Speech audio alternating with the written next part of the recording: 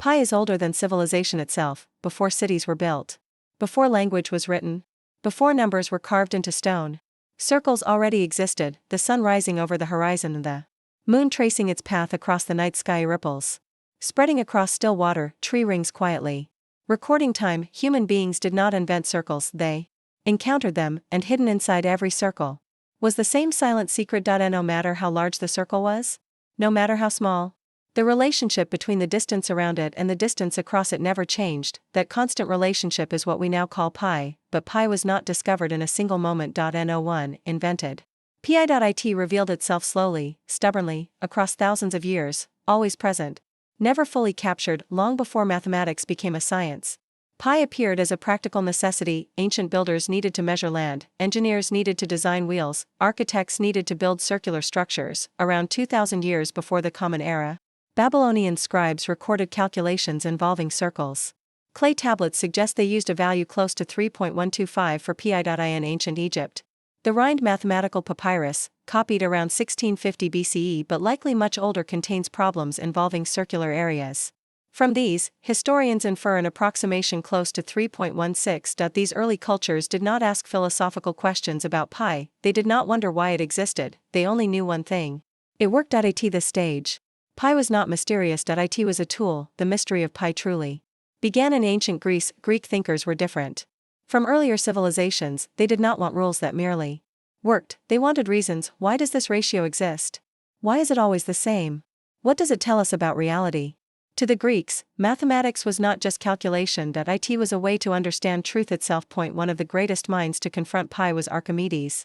Born in Syracuse around 287 BCE, Archimedes approached pi with extraordinary discipline. He did not measure circles physically. He reasoned about them. He imagined placing polygons inside and outside a circle. A hexagon, then a 12-sided shape, then a 96-sided shape. As the number of sides increased, the polygons squeezed closer to the circle, using nothing but geometry and logic. Archimedes proved that pi must lie between two narrow bounds, far more precise than any previous estimate. This was a turning point in history. For the first time, pi was not guessed. It was trapped by reasoning, yet even Archimedes could not finish the job. No matter how many sides were added, pi refused to become exact. It always slipped away. Now let me pause the story for a moment and ask you something. Where are you watching from? And what is your background? Are you a student, a teacher, an engineer, or simply curious about mathematics? Comment below, because pi belongs to everyone from ancient builders to modern scientists to curious minds like yours. And now, back to the mystery. As centuries passed, mathematicians noticed something disturbing. Pi never ended, and its digits never repeated. At first, this was only suspected. Later, it became undeniable. Pi was infinite. This raised a terrifying question: how could an infinite quantity arise from a simple shape? A circle is finite, its diameter is finite, its circumference is finite, yet the number describing their relationship was endless. This contradiction disturbed ancient thinkers. It suggested that infinity was hiding inside simplicity. While Europe struggled through centuries of slow progress, a remarkable leap occurred in India. In the 14th century, a mathematician named Madhava of Sangamagrama began exploring pi in a radically new way. Madhava lived in what is now Kerala, India, almost unknown outside scholarly circles. His ideas were centuries ahead of their time. He discovered infinite series that allowed pi to be calculated with astonishing accuracy. These were not geometric approximations, but algebraic processes, step-by-step refinements that never truly ended. This was revolutionary. Madhava had found a way to embrace infinity instead of fighting it. His work anticipated ideas that Europe would only develop hundreds of years later under the name calculus. Yet, Madhava's discoveries remained largely unknown in the West. History is often unfair that way. During the Islamic Golden Age, scholars preserved and expanded Greek mathematics. They refined methods for calculating pi and passed this knowledge across cultures. When Renaissance Europe rediscovered ancient mathematics, pi returned with it, stronger, sharper, and more mysterious than ever. In the 17th century, pi finally received its modern name.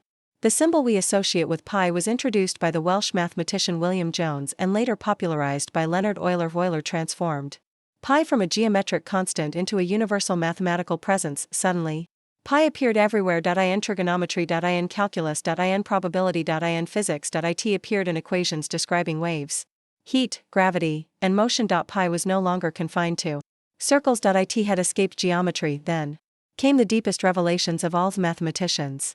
Proved that pi is irrational. This means pi cannot be written as a fraction. No ratio of whole numbers can ever equal it. Later still, pi was proven to be transcendental. This is even stranger. It means pi is not the solution to any algebraic equation with rational coefficients. In simple terms, pi does not obey the rules of algebraic structure. It exists beyond them. This shattered any remaining hope that pi might one day be finished.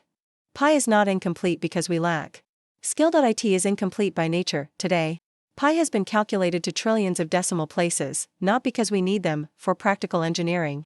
Fewer than 15 digits are enough to send spacecraft across the solar system. We calculate pi because it challenges us, because it refuses to be tamed, because it reminds us that mathematics is not only about control, it is also about humility. Pi connects ancient builders to modern scientists, stone circles to supercomputers, simple geometry to quantum physics. It is a bridge across time, and perhaps that is why pi continues to haunt us, because it whispers a quiet truth.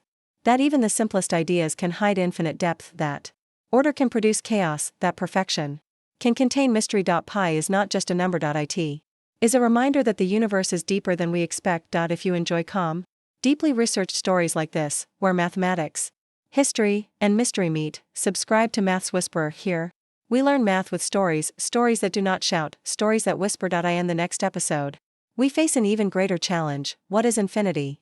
And can the human mind truly understand it? Stay curious. This is Maths Whisperer,